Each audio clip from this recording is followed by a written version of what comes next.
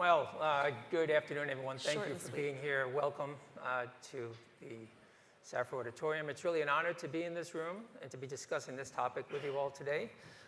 Just very briefly, my name is Gary Sorge. I'm a landscape architect and planner with Stantec. I'm a vice president with our Community Development and Transportation division here in New York City, also throughout the region.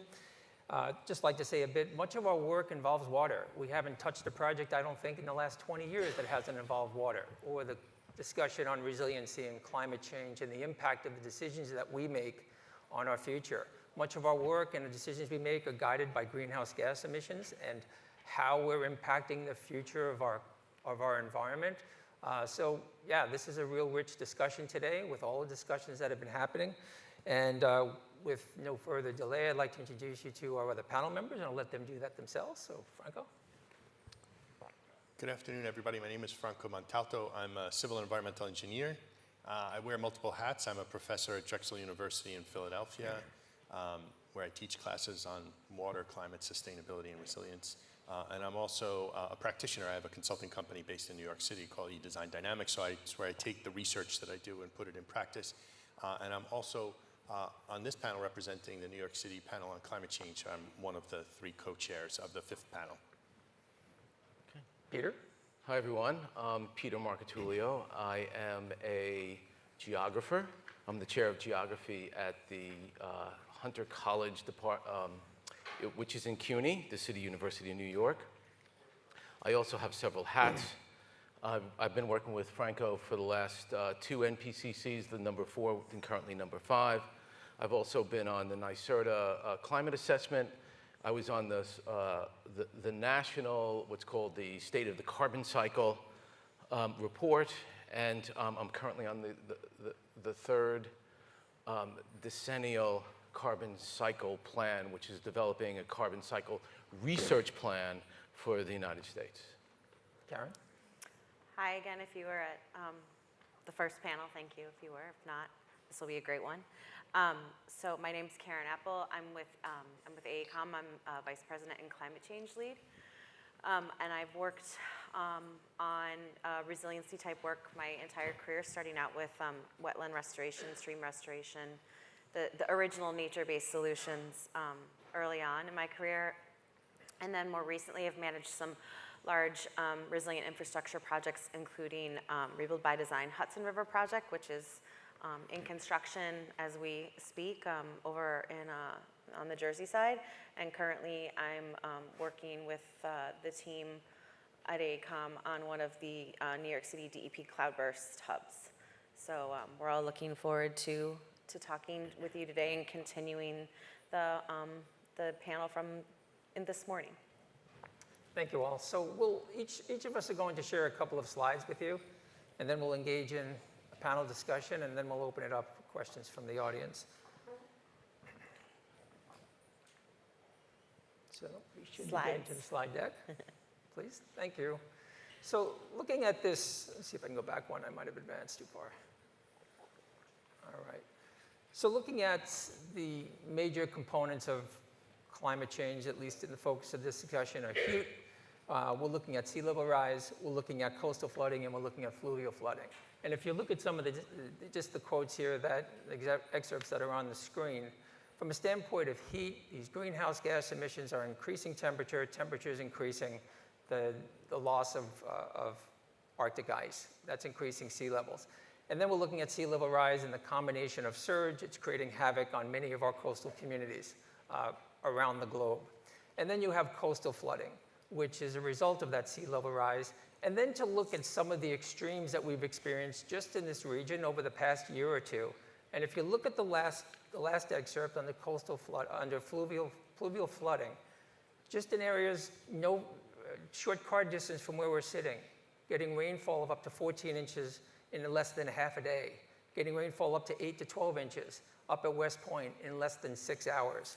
These are storms that are happening very quickly and unexpected. Is the data telling us, is the data giving us a model that this is going to happen? Now, maybe these things have been happening for centuries, but with the state of our infrastructure these days, maybe we just aren't able to withstand these types of events. But these are extremes. and they're having a great impact on our communities. The cost of infrastructure and political worlds and consultants having to completely reshuffle funding to repair this work. Meanwhile, we're all thinking the bigger, longer term and how we're supposed to plan for the future.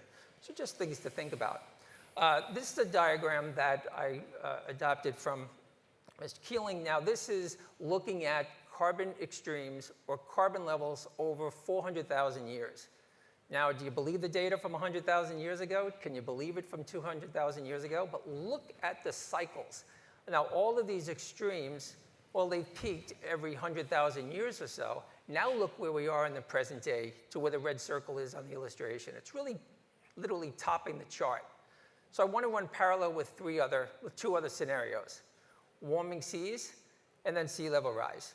So as we're seeing carbon and greenhouse gas emissions increase, sea level is increasing in height, sea levels, or temperatures are increasing, and then we're seeing that and experiencing that melting ice, and now we're seeing sea level rise. And then sea level rise and storm surge are creating many of the problems that we're seeing here in the New York City region. So there's a direct parallel, if you look at the peaks on those charts, between all of these different levels of measure, going back hundreds of thousands of years, again, if you trust the data. So I'm going to turn it over to Franco. He has a few slides that he'd like to share with you. The green button up top there. There you go. Okay. So I was asked to sort of bring, so thanks for the global perspective. I was asked to present some of the New York City panel on climate change projections that are sort of downscaled to this particular regime. And I'll just mention these projections were in the latest NPCC report that came out about a year ago. You can access it at climateassessment.nyc. What NPCC does in producing projections is they take the latest and greatest science out of the IPCC, and then they interpret it and make it appropriate for local regions. And so I have just 3 slides from the NPCC for projections. This one is looking at temperature, and you can see the black bar is the 25th to 75th percentile range. So that's a middle range, so that considers a variety of different potential futures. In IPCC speak, they're called shared socioeconomic pathways. They basically have to do with the social and economic factors that determine decarbonization, so how well we will be able to control emissions. And the lower blue and the upper blue are the upper 10th percent and the 90th, so 10th to 90th percentile. And so what you see here is no matter where you are in that range, for all the different sort of futures that we could imagine, and all the other factor in the range here is the global climate models. Different models have slightly different representation of the physics. But you see no matter what, temperatures are rising, and this is annual average temperature. These are the same charts, but these are for sea level rise. And again, you can see where we would be towards the end of the century. We could be, if you say the upper 75th percentile, you're about 4 feet of sea level rise over a baseline that went from 1995 to 2014. And then we have the same thing for changes in average precipitation. So precipitation is one of those. We could have some significant increases in average precipitation in this region, but you can see there's a lot of variability. No matter what, we're seeing an increase in the frequency of these short duration, high intensity cloudburst events. And so you can have increases, ironically, you can have increases in annual precipitation that are also accompanied by drought, because if you have more rain happening in short duration events separated by longer dry periods, you can have drought and extreme precipitation at the same time. So anyway, this is just a few charts just to level set in the latest projections for New York. Okay, thank you, Franco. I was asked to talk about climate projections, or the carbon projections, and you've probably seen this chart. Many of you seen it. I'm not sure of the background of the audience, but generally this is an older chart, and it identifies the trends in what we call the RCPs, the representative concentration pathways. And in this chart, there's 4 different pathways. The ones on the bottom, the bluish ones, are what's called RCP 2.6, and the ones on top, the reddish ones, are RCP 8.5. The red ones are what we used to call the current trajectory. Right? That's where we're going. Right? Although we don't believe it, we believe they're a little too high right now. Then the bottom one is, at the time, we used to call it the sustainable development trajectory. Right? You'll notice that the bottom one actually goes below zero at about 2070. Right? That means that we're actually pulling carbon dioxide out of the atmosphere. Now, those technologies exist, but not at they're not commercially viable, particularly at scale. This second chart, compared to the first one, tells you what we have to do if we want to stay below 2 degrees C globally and hopefully 1.5. And you can see these is a very different dynamic. According to this chart, we should be in the middle of the transition. We should be lowering our emissions right now. Otherwise, we're going to continue rising. And I want, if it's possible, I want you to remember these because I'm going to be coming back to these charts later on. Okay. No, I don't have any slides. I gave you that opportunity. I'm good. Okay. So before we move on, if you believe, or if you're looking at the mid and late century projections of sea level rise, and if it's true for New York City, 4 times as many people may be living in the 100-year floodplain than were previously estimated. And that's, you think about that, and all of a sudden, and the New York region has a need for 1 million new housing units. Where is this all going to happen? So this is more of a discussion about data and how we're using data than it is about policy. But these are things that we certainly need to consider. So the foundation of this discussion is about the data and what we're seeing in the data and how we're going to rely on that data. So looking at a couple of questions that I'll begin, at least, do we trust the data that is out there? Are we working more, you who are in practice, are you looking more at your instincts? Are you thinking, how do we really, the data that's been driving our decisions up until now, for the work that we've been doing for a period of time, are we continuing on that course? What data out there what is informing the work the decisions that you're making and your clients are making? And how does the decisions we make today, or how is it going to impact the decisions we make today? And can we design our way out of this?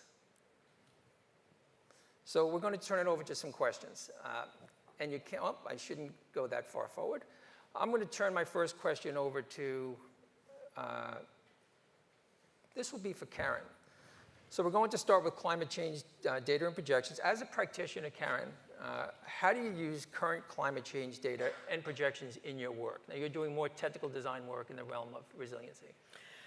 So a couple ways. I think we use it to model scenarios, design scenarios, existing conditions versus proposed conditions. We do that to assess risk. We do that to meet regulatory requirements. We do that to make very specific design decisions, like the height of a flood wall. But on the other hand, some of my colleagues also work on actually developing the data. So a group of my colleagues actually is working with FEMA on some of the remapping for some of the floodplain remapping work that will actually then inform insurance. It will inform any new regulations. Will inform the different ways that we may need to design. So I think as a practitioner, we use it in a lot of different ways. So for Franco, you're on both realms. You're a practitioner and you're also in the academic community. From a high level, how is weather-related climate data developed and compiled? Who is doing this? And what do you see as the limitations? And at any level, is that data conflicting? So I want to unpack that a little bit, just because weather and climate are two different things, and I think people should be aware of that, right? Weather is kind of what's happening, right? When you wake up in the morning and you look at the weather report and you find out what's happening. Climate refers to these sort of long-term trends that and there's a whole sort of evolving world of science, which is attribution studies that would look at whether a particular weather event was how much greater or how much different compared to what it would have been if there hadn't been climate change. So I want to sort of make that point. Weather data mostly is collected by government agencies, although there's others who are involved in weather data collection. So there are, there are even civic scientists or citizen scientists. Weather Underground, for example, there's 250,000 people who are submitting data to Weather Underground globally. But most of the weather data that we trust and use in our work is from government agencies who have specific stations. So in the New York area, the airports, so all 3 airports plus Central Park have long-term weather stations that collect data at certain intervals. It's interesting when you look at your ability to then discern climate trends from the weather data, then you start to get into some interesting questions about the resolution of the data. So for example, we could go back quite far with hourly data at the New York City gauges, although there's some big gaps, I think, in JFK that interrupt our ability to go. But if you want to talk about sort of some of these really extreme rainfall events that we've been having that are sort of short duration, high intensity events, minute data only goes back, so data collected at those stations at 1 minute intervals, which allows you to then discern these really extreme peaks. That only goes back about 20 years. And so it's not enough for us to sort of discern trends from that. But anyway, that's just a little bit on weather data. So climate modelers, so climate models represent the physical dynamics of the global climate system. And in some cases, they're used to go backwards and try to reproduce historical weather. And that's one of the ways that we develop confidence in the models. And then what we'll do with the models is go forward in time and using, as we were talking about, these different assumptions regarding emissions, different representation of the physics, different sort of parameterization of the models, will sort of project the future. And in climate models as well as in weather data, there are some, I say you asked about limitations, there are some limitations, some spatial limitations. Right. So in weather data, I've done projects around the city where we're talking about replicating a Hurricane Ida or a tropical storm, or that was Hurricane Ida, in this particular location. And the closest gauge we have might be LaGuardia Airport. And so is LaGuardia Airport what's happening at that particular location? Not necessarily. Or I've had people who want to know trends in extreme precipitation events, but then the fact that we don't have the 1 minute data doesn't allow me to do that. So there are questions, some people call these hot spots and hot moments. There are sort of gaps in our spatial coverage, and there's gaps in our sort of temporal resolution of the data that that can be limitations. And I think that's kind of where some of the industry is going in sort of weather data collection and climate modeling. Thank you. Peter, can you share the same in regards to emissions, and then maybe reflect a bit on how that data will be compiled in over, say, the next 50 years? Oh, so you want also the projections with that? Yeah. Okay. So yeah, I was going to say there's two things going on here. There's how do we know how much greenhouse gases are in the atmosphere, and then how do we project that into the future? Mm-hmm. So to answer the first question, there's basically 2 ways in which we I don't want to say measure, but produce greenhouse gas estimates. The first way is through observation. And there's lots of different ways to observe. There are, fixed instrument and tools that allow us to do that, like flux towers, and scientists like to do that.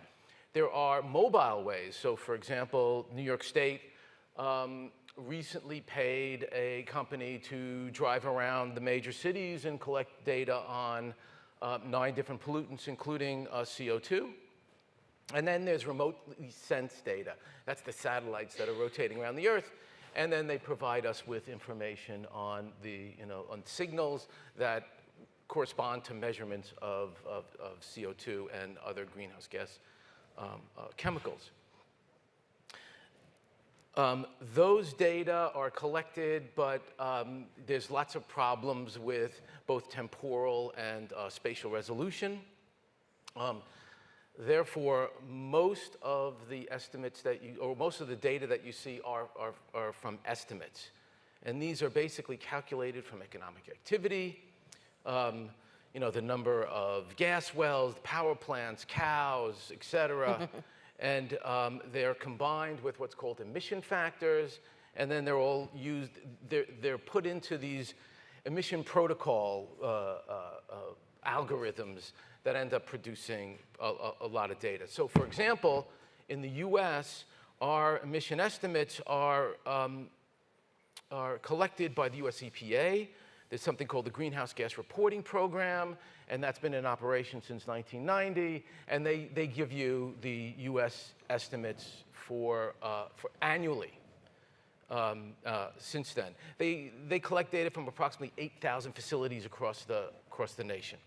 Now, the national level is not the only sort of unit that you can get greenhouse gas emissions from. You can get them from individuals. You might have heard of carbon footprints, and you can get on the internet and calculate your own. And there's, you could do that at the company level. You could do that at the city level. New York City has been generating its greenhouse gas emissions since about 2006. And there, obviously you could do it at the state, region, global level.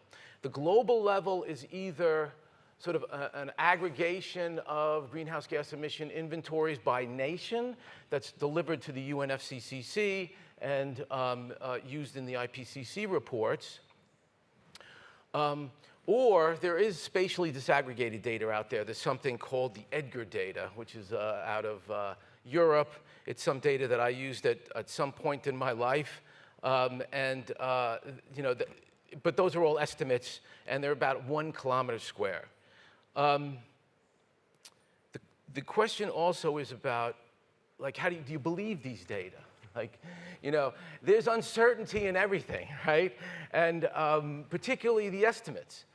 I was going to talk about this later, but the scientists in the U.S. are committed to reducing uncertainty. There's a lot of parts to the carbon cycle, and there's a lot of different details, and you have lots of scientists trying to really identify, just how much emissions there are among the Kyoto basket chemicals. Now, projections are a different story, right? Projections. Am I going on too long for this? Or? A little, but keep going. Give it 20 seconds. Okay, there's 3 different types of projections, right? There's forecasting, or there's people that say, oh, at this time, like ExxonMobil and BP, they do a lot of forecasting. And they tell us that by 2050, we will reduce our emission, we will reduce our fossil fuel use by between 5 and 15%. Right, which is not that much, and not where we want to be given the second chart that I showed you. Then there's what's called exploratory scenarios, which is the RCP, SSP sort of framework, which really allows us to explore sort of the determinants of different trajectories, if you will. And then there's something called backcasting, which is often done where you start with an end product, say, we want to be at this point. Let's say 0 emissions. How do we get there? And then they work backwards. I'm going to stop there. Well, but Karen, I do have a question for you. But in the year 2075, will the data be, politics aside, will the data be better? Or will we have all of this technology from the past 100 years to really rely back on and see if the models were in fact correct? I think the answer is yes and no, right? Like, Okay. It depends.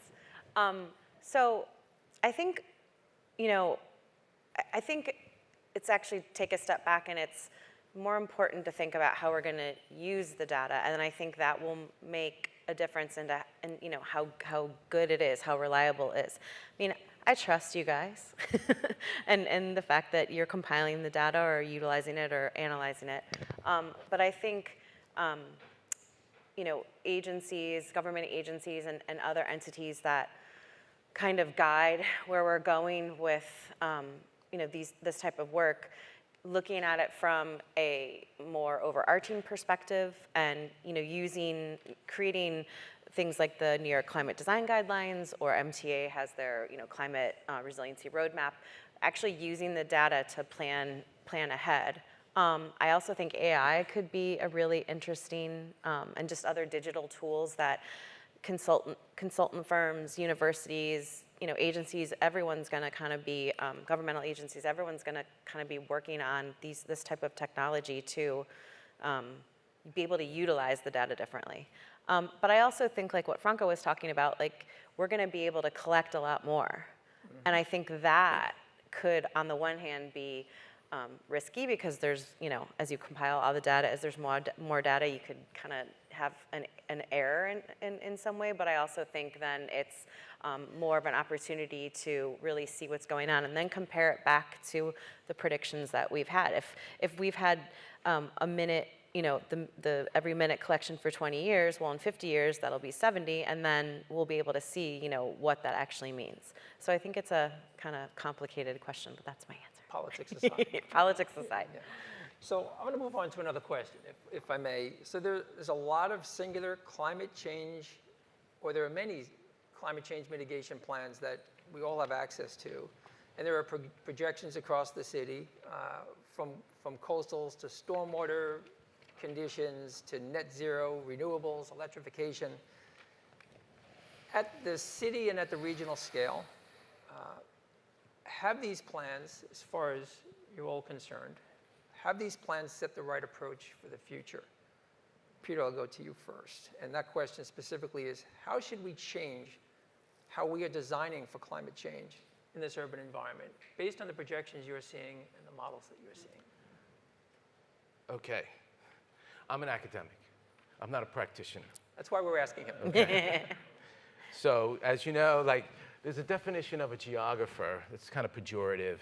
It's like, we know enough to make a lot of trouble, but not enough to be useful. So I'm gonna prove that right now. I think that we will probably be by 2050 or beyond, we'll be between RCP 4.5 and 6.0. And that means it's going to be warm. It's going to be really warm. We'd actually know the impact of what that will do to climate, but there will be significant changes in how the atmosphere and all the dynamics between the different spheres work. So, yeah, there's going to have to be, as a recent planner wrote, there's going to be a need for radical adaptation, I think. I don't think we can design our way out of this. I think that we're going to have to face the fact that things are going to be very, very different. And, when we decide to make the changes, we will. But it's not, I think there's too much current debate about, oh, there's no climate change, or there is, or something like that. It really is, the argument should be, or the discussion should be, what do we want to give up? Because that's what we're going to have to do. Franco, That's a discussion that we're going to have to have. Franco, yes. Yeah, so I just want to... From the academic. Now we go to the practitioner. I'm also an academic. So I want to push back on one thing. So so there's measurement error, right, when we measure things. But a lot of the uncertainty has to do with how the future will evolve, how social systems will evolve, how political systems will evolve. If we had a magic ball and we understood politics, I think the measurement error would be quite small. So I just want to push back on this thing about, I want to defend the measurements on one hand.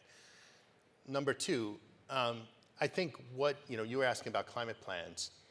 The way that our climate planning process works most of the time, or not climate planning, the way our planning process works is it's in response to a particular regulatory mandate. So we have to reduce CSOs, or we have to build this waterfront project, or we have to do, and so the way we've sort of conceptualized the problem is mono sort of singular, right? We have to address this problem at this place, with this time, with this consultant team, with that budget, and your hands are tied. So to me, when I look forward, I mean, what we see there's been some interesting research that's looked at sort of how societies over thousands of years all over the world have adapted to climate. And the point of commonality is adaptation. And it also, if you look at how natural systems have adapted to climate, it's this sort of multifunctionality, this ability to react to unknown disturbances or unpredictable disturbances. So I think if we were to just imagine ourselves as designers solving a different problem, it wasn't just you must achieve this goal within this budget, but if in each project we had a suite of, let's call them supplemental objectives that we had, it may still be a project that has this as its main goal, but we also had to think about this, and this, all of which might be actually more important than this original design goal eventually. We just don't know because we can't predict how things would. Then we would design multifunctional pieces of infrastructure, multifunctional communities, multifunctional sort of sets of interactions, community responses. And to me, I think we'll figure that out maybe with some acute disturbances, so another big storm happens and a whole bunch of things get knocked down and have to be rebuilt. But maybe it'll be gradual. But to me, what can we design our way out of this? I think if we start thinking about modular, flexible, adaptable designs that can be adjusted and tweaked as the future sort of social situation evolves in front of us, we'll be in a much better position. If we build rigid pieces of infrastructure that we then feel safe behind, and then when we realize that we got it wrong, our design objectives were wrong, then we're really screwed. And so to me, it's about changing the approach to design to be more flexible and adaptable and modular and expandable as the future, so that we can react and adjust what we're building today as the future evolves. Karen, can you reflect just for a second on, I'm sorry, Peter, did you have a comment that you wanted? Yes, I had another I have question. lots of comments. I have another question. But I'm going to let you go. I was going to ask you, can you reflect a bit on incremental versus transformational change? Yeah, so we already kind of talked about it, and I think this was also talked about by Eric and Susanna and the first panel, and Dr. Yu as well. So, you know, as Franco was saying, a lot of times projects are in response to a single event, or they're in response to, you know, this is a plan and now we're going to phase it. And so I think because of the way funding works and the way government works, you know, you have to actually bring the politics into this answer. I don't know if that's going to change per se, but I think if you're talking about, if you follow what Franco is saying, where we look at these projects to be, you know, build upon each other. So like one of New York City DEP's thoughts right now with addressing pluvial flooding, with addressing these cloudbursts is, you know, the green infrastructure was the first part. The cloudburst is next. The blue belts will, you know, bring in a larger part in daylight and bring in more of the ecological system. And then the big, you know, 800-pound gorilla in the room is you have to look at the, you know, revamping the sewer system, because it's just not large enough to serve our population with the current conditions. So I think it's something that we have to, everything's going to be incremental because that's the only way you can do things, but I think we have to look at it in that big, you know, transformational, like, bigger picture in order to be successful. Well, thank you for that. Now, a question for both Peter and Franco. Everything becoming so much more data-driven. And what's really been exciting about being at this conference is the diversity of the folks who are participating and the age banners across, you know, levels of experience. Is the academic community preparing students and research for for the unprecedented challenges that we'll be seeing? Wow. Are you doing your job, Peter? So they said they were from the academic community. So it's Wow, yeah, that's a great question. Yes and no. Yes, I think, you know, where I'm at CUNY, you know, we push skills and, you know, those type of things. And I do think that, you know, what's going to help us address some of these issues is the skills. But I also want to, like, you know, looking back on history, let's say, I would argue that we have never solved any of our environmental problems. What we have done is displace them either geographically or temporally. So there's lots of environmental historians that have written about this, like the search for the ultimate sink, et cetera, et cetera. From the very local level, we've just sort of pushed it aside or pushed it into the future, et cetera, et cetera. So now we're at the point where there is no greater sink that we can look for, except, I guess, if we find a cheap way to use outer space. But that I don't see is coming anytime soon. So this is part of the problem. It's like, really addressing the problem. And I'm not so convinced that the problem is technical as much as socioeconomic, political. Franco?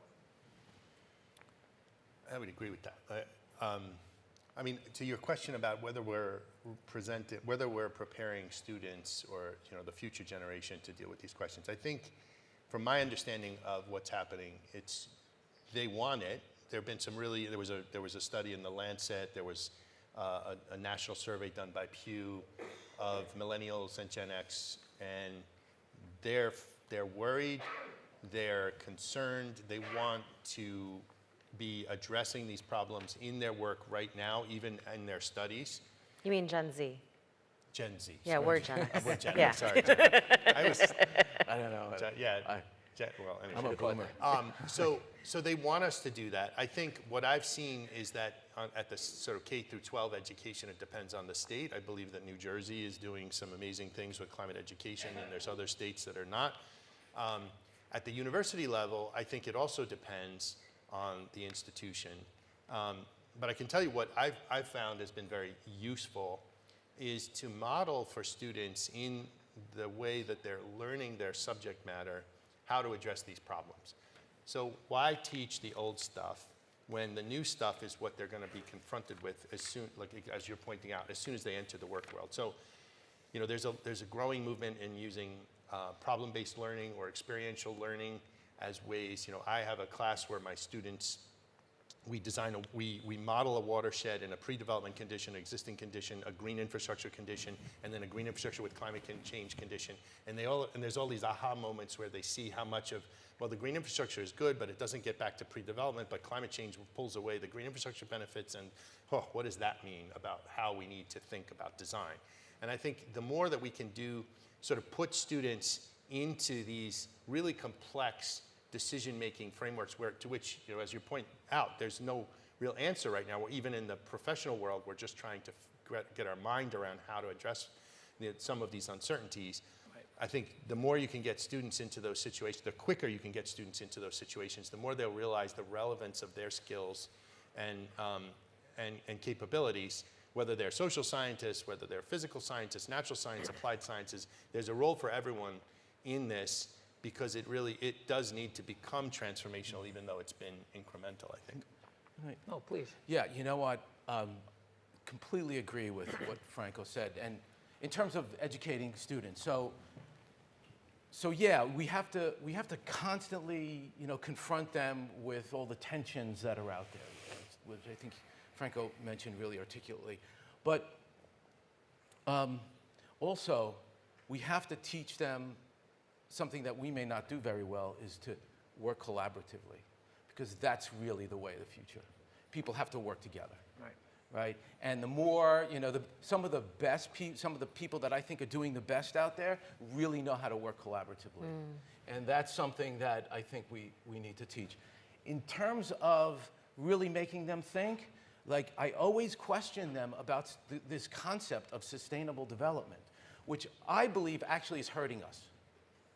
Right? I do not believe in the Venn diagram where you have a win-win-win situation. I don't think that exists.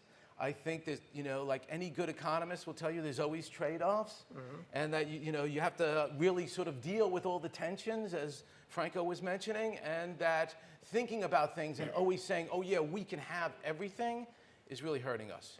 So I try to, I really bring that home to my students and really make them think about that. Yeah. Whether that's the right thing or not, we'll have to wait and see. Thank you. So, that's They allowed. think it's the right thing, Peter. So we have about a little over 5 minutes left, and we're going to go into a bit of a rapid fire session here. Then we want to leave some time for a couple of questions from the audience. And the last question I have, and it was already stated here, is how do we plan and design ourselves out of the problem? And this is where I risk getting into, I should look for the exits here. But this is where I risk getting into a policy discussion about retreat. And where is this space going to happen? The presentation that occurred just prior to us was looking at these wonderful concepts of these sponge cities, and it's brilliant. Where is that space happening in a very developed area, region like New York City or the tri-state area? So I'll just throw that out there, retreat. Maybe some questions come back to the panel on that when we get to that portion of the panel. We're investing in infrastructure today. Look at how much is being invested in New York with the Big U and the projects around the southern tip and the east and west sides of Manhattan. Think about the gateway projects and increasing transportation, improving transportation networks, and it's spending lots of money on the infrastructure to shore up New York City. We all hope that that's going to sustain us for the next 100+ years. Where should we grow? Where should these growth centers be? So, for Franco, the data, is it telling us that we should be taking questions like that very seriously? So, I mean, the data is telling us, as far as I can tell, that we need to do things a little bit differently than the way we've been doing it in the past. And I think, to get to your point about retreat, retreat is a potential response to one type of flood. Right. We can flood anywhere right now, not just in quote unquote FEMA floodplains, 100-year floodplains, not just along the coast, but as we've seen with Ida and other things, you can get a deluge of precipitation anywhere in the city that will overwhelm the collection system, and you're not going to make the collection system big enough to deal with any of those. So to me, the question I would, since this is about design, is about, so what are you going to do? Are you going to try to, if you're going to try to retreat from everywhere where there's a hazard, there's really no place to go. Right. And to me, this is where it does become an interesting design question. It should be, instead of sort of fail-safe, safe to flood. And so imagine if we had our streets, an investment in flood mitigation was flood-proofing the basement windows of all of our buildings, so that at least if there was a flood in the street, the water doesn't go into basement apartments. Or, are there ways that we can flood safely? And do those then generate really interesting design opportunities for use of green spaces that were not traditionally being used for that purpose? And there is work in this area happening in New York City right now, but also in other cities. But I think I would sort of add to this one other thing that just I think needs to be in this discussion, which is the precautionary principle, right? So there's other places in Europe where like in this country, we tend to, when we talk about environmental regulations, we tend to say if it's assumed good unless proven bad. But in other places, it's assumed bad unless proven good. So so if you think about precaution as a design parameter, and you say, well, look, acknowledging that there's lots of uncertainty in where things can and how things can play out in the future, let's sort of think about those other scenarios and make our systems and our communities safe to fail instead of fail safe. To me, that's a really interesting, and other people have written about that. I don't want to, it's a term that's out there in the literature. So it's very unfair to give Karen and Peter just a few seconds to answer these questions, but that's what a rapid fire portion of the session is about. So Karen, you work in the public realm, you work on many projects. When we ask the question, can we design our way out of this? Are the layers of bureaucracy, the stakeholders, allow there to be some transformational change? Now think of a project that you might be working on and just in a few seconds, shed some light. I mean, I think it needs to change. I think we do get pigeonholed by scopes of work, by funding, by regulatory requirements. I'm going to go back to the first panel where we talked about, we can't, and Franco said this too, like we just can't continue to do things the way we're doing things. It takes too long to make the change. Like you're talking about, what we have to do in order to get the emissions below a certain level, we've already had to do that. It already has had to happen to get to a certain point. So I don't think we can design our way out of it if we are doing it the same way we're doing it now.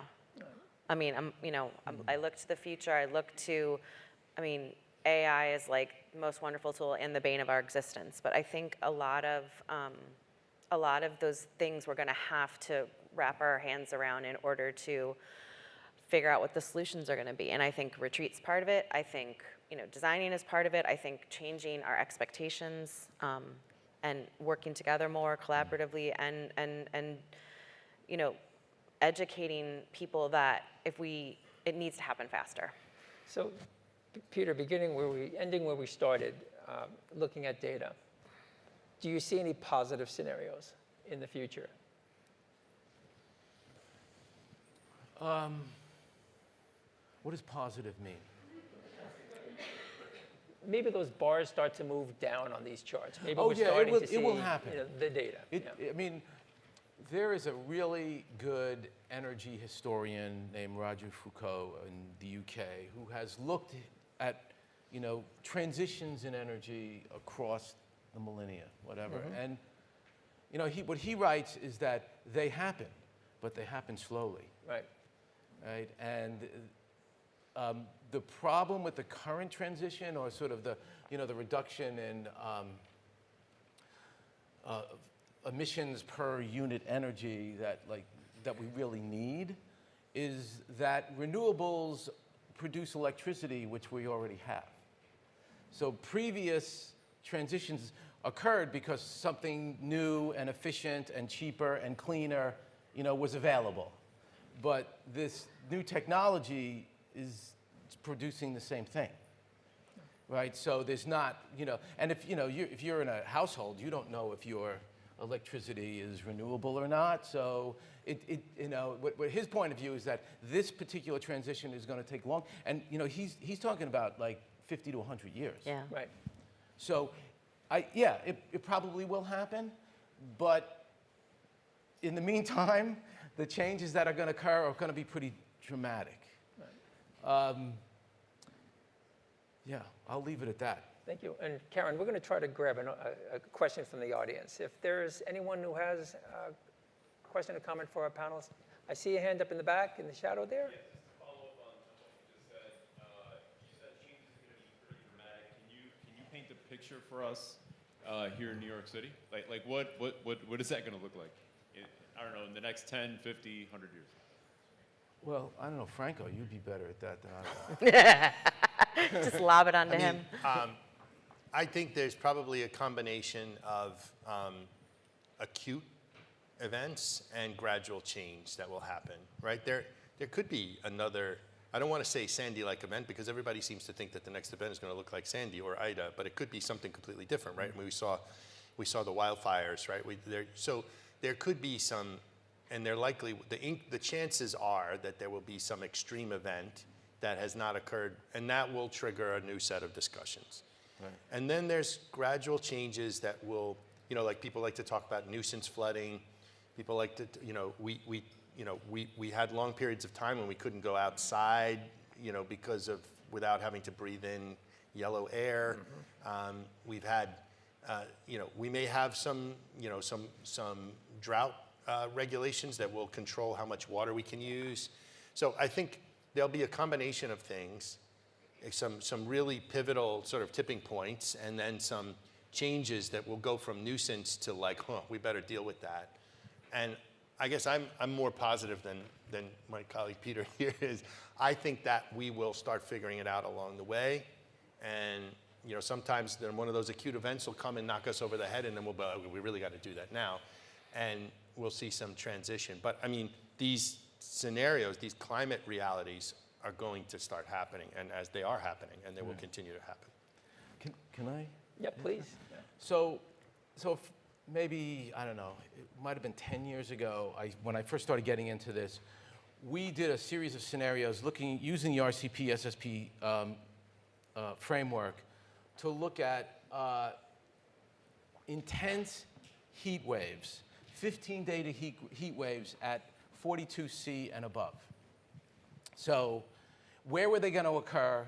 How many people would be exposed? That type of thing. And looking at the different, 2.6, 4.5, 6.0, 8.5. and and then looking at with the different SSPs, which are the socioeconomic pathways, and the numbers just astounded me. That we're talking about billions of people, by 2050 will be exposed to incredibly warm 15-day heat, these heat waves for long periods of time, according to what the scenario said. And I was just overwhelmed. It was the time, when Syria was falling apart too, and then you looked at what happened in Syria. You had 5 million people left that country and went to Europe. And what happened to Europe? It just became it was started to collapse. Mm-hmm. Countries were shutting down, et cetera, et cetera. Germany took 1 million, and they, the other, group went, everyone else. We're talking about billions of people, and there will be, given these scenarios, there potentially will be places that you can't live anymore. Yeah. So when I saw all that, I was like, yeah, this is the place to really study. This is the area to study, because we need to figure this out and basically address it. Certainly, bring awareness. What's going to happen in New York? I completely would agree with what Franco said. It's going to be hard to say. Who would have thought that there would be flash floods in New York, right? A few years ago. Yeah, I don't think we know. Yeah. I don't think any of us can conceive of what it's going to be like. So we had shared the table earlier on with the 3 bar charts. We had CO2 emissions, and we showed the spike. We showed temperature. We showed sea level rise. But how that interrupts so many other systems, how that affects mobility, how it affects public health, how it affects our food supply.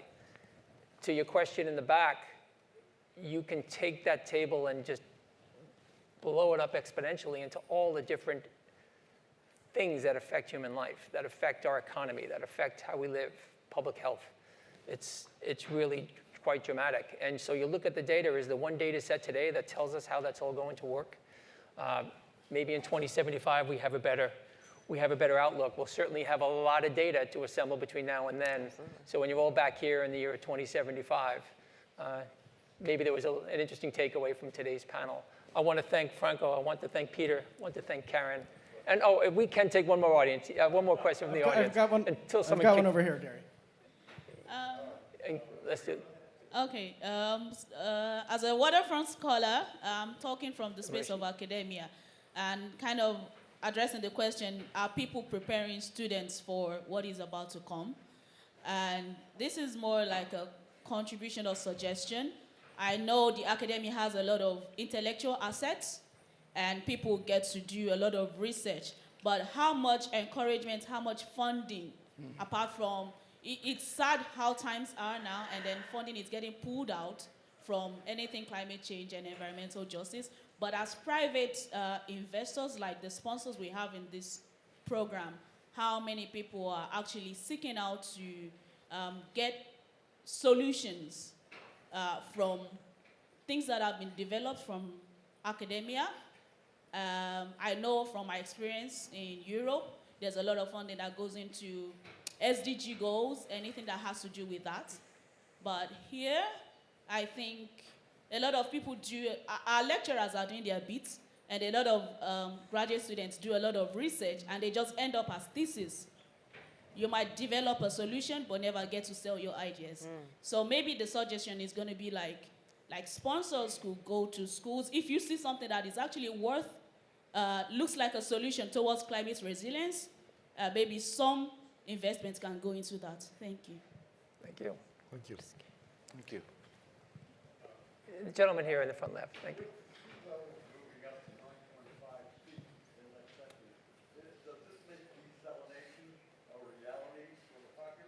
Jeez.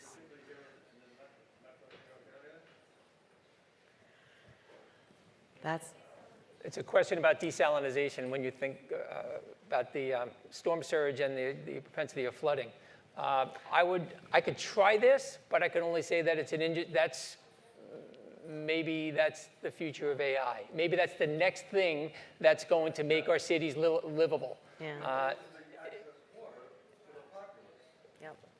It's expensive. It's expensive. Energy-wise, too. Yeah.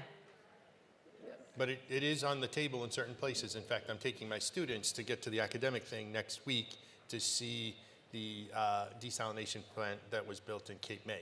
Right. And because Cape May's groundwater supplies are now salinized, so they're using, so in certain places, it is sort of now in the realm of discussion. Well, yeah, certainly on the table. It's on the table. Certainly on the table. All right, well, thank you all, and thank you for hanging out a few extra minutes with us. Thank you.